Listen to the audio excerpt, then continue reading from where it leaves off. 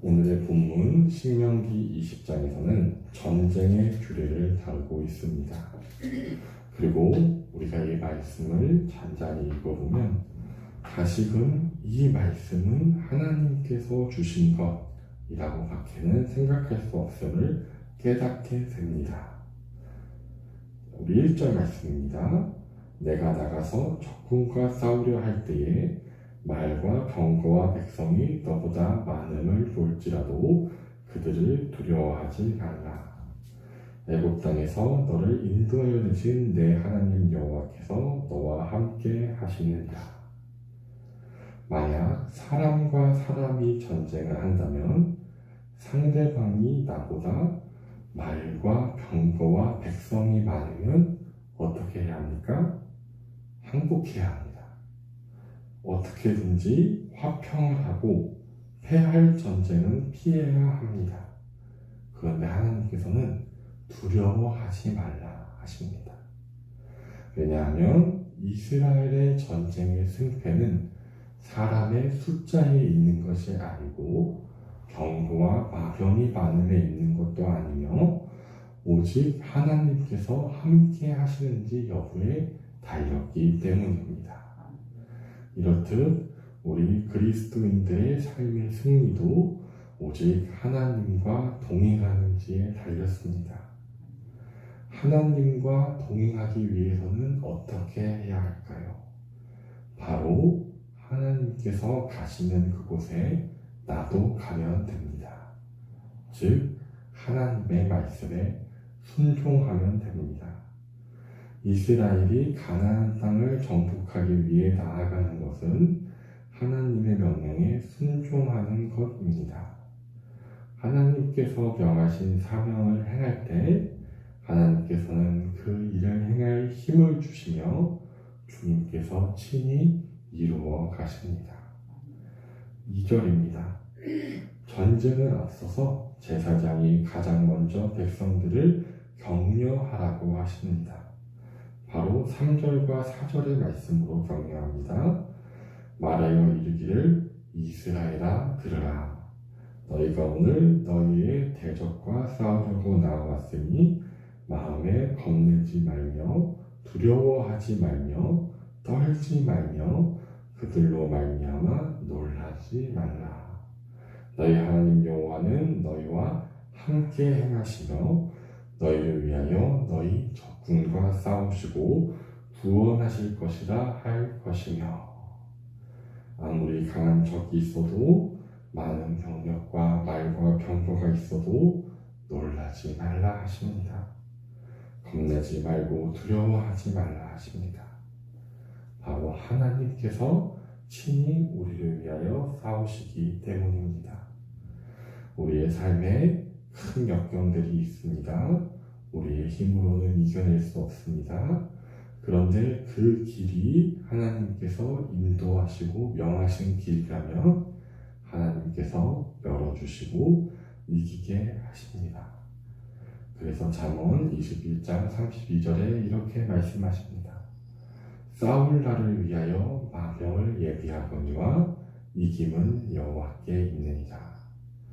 우리가 하나님의 인도하심을 따라 하나님과 동행하며 나아갈 때에 승리하게 하십니다. 그리고 5절부터 8절까지는 이 전쟁에 빠져야 하는 자들이 기록됩니다. 5절입니다. 책임자들은 백성에게 말하여 이르기를 새 집을 건축하고 낙성식을 행하지 못한 자가 있느냐? 그는 집으로 돌아갈지니 전사하면 타인이 낙성식을 행할까 하노라. 군대 지휘관들은 백성 중에 새 집을 건축하고 있는 사람이 있으면 돌려보내라고 하십니다. 하나님께서는 만약 이 사람이 전쟁에서 죽어서 그 집을 다른 사람이 차지할 것을 걱정하십니다. 6절입니다. 포도원을 만들고 그 과실을 먹지 못한 자가 있느냐?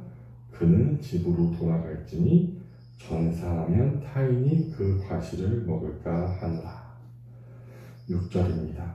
포도원을 만들고 과실을 먹지 못한 자가 있으면 돌아가라고 하십니다.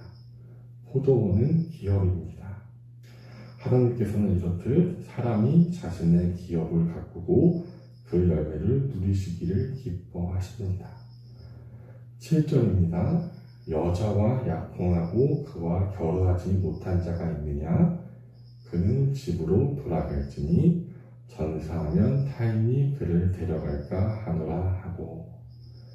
이스라엘은 결혼 전에 약혼을 했습니다. 그리고 남자는 그 정원 기간 동안에 신혼집을 마련하였습니다. 하나님께서는 한 사람이 약혼하고 결혼하지 못하는 것, 즉 하나님께서 인생에게 허락하신 그 기쁨을 누리지 못하는 것을 원치 않으셨습니다. 원치 않으십니다.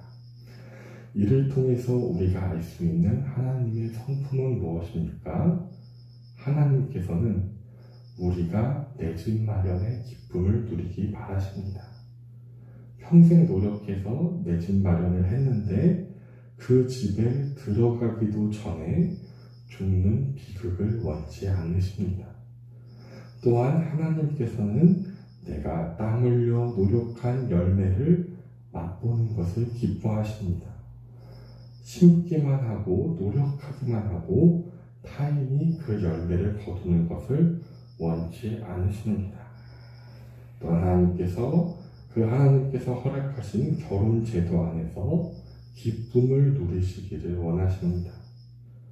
어떤 사람들은 하나님은 그런 사소한 것에 관심이 없다고 말합니다. 그들은 마치 하나님께서 대통령이나 국회의원처럼 큰 일에는 관심이 있고 개개인의 삶에는 관심이 없다고 생각합니다. 혹은 하나님은 영적인 일 외에는 관심이 없다고 말합니다. 우리가 집을 사거나 결혼하거나 사업을 해서 그 열매를 맛보는 것에는 하나님은 일체 관심이 없다, 이렇게 이야기하는 사람들이 있습니다. 그런데 그들이 믿는 하나님은 성경의 하나님이 아니라 자신들의 머릿속에서 만들어낸 거짓된 우상입니다. 이렇듯 성경의 하나님은 개개인의 작은 일상에 지극히 큰 관심을 가지신 나를 사랑하시는 아빠, 아버지이십니다. 사랑은 관심입니다. 상대방에게 사랑하지 않으면 아무 관심도 없겠죠. 저희 큰아버지께서 암으로 할머니보다 먼저 돌아가셨습니다. 할머니께서 한탄하시던 것이 아직도 생각이 납니다.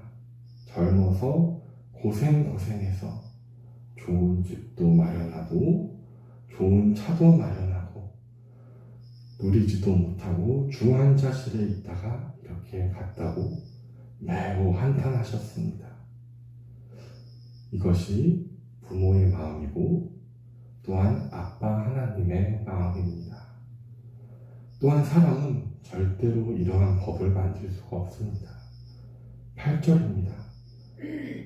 두려워서 마음이 허약한 자가 있느냐? 그는 집으로 돌아갈지니 그의 형제들의 마음도 그와 같이 낙심될까 하노라. 두려운 자는 돌아가라고 합니다. 결혼을 앞둔 자는 돌아가라고 합니다. 집을 사고 아직 낙성식을 못한 자도 돌아가고 포도원을 만들고 열매를 맛보지 못한 자도 돌아가라고 합니다. 여러분, 대한민국에서 북한과 전쟁이 났는데 대통령이 그런 사람들은 다 돌아가라고 명령할 수 있습니까? 절대 불가능합니다. 사람의 전쟁은 사람의 숫자가 중요하기 때문입니다. 그런데 하나님은 어떤 분이십니까? 기드온을 따라온 32,000명 중에 결국 300명만 남겨서 적군 13만 5천 명을 진멸하신 하나님이십니다. 그러므로 이 명령을 법으로 이렇게 만들 수 있는 분은 오직 천지를 주관하시는 하나님뿐입니다. 그러므로 우리 그리스도인의 승리는 오직 하나님과 동행하는지에 달렸습니다. 결론입니다.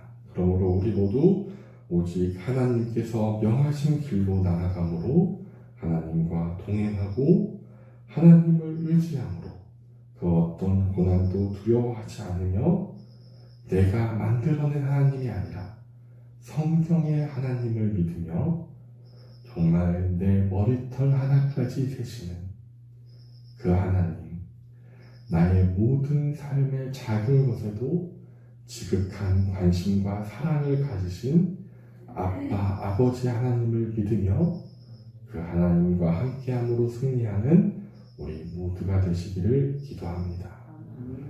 기도하시겠습니다. 하나님 아버지 감사드립니다.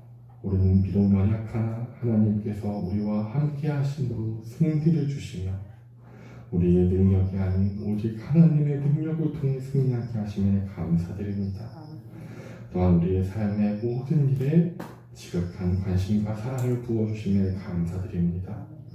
주님, 그럼에도 불구하고 우리가 마주한 모든 고난 앞에서 하나님을 바라보지 아니하고 오직 하나님을 의지하지 아니하고 사람을만 바라보고 상황을 바라보고 아버지 절망한 것이 있다면 용서하여 주시옵시고 오직 그 길이 하나님께서 명하신 길이라면 하나님 함께 하심으로 승리할 것을 믿으며 담대히 나아가게 하여 주시옵소서.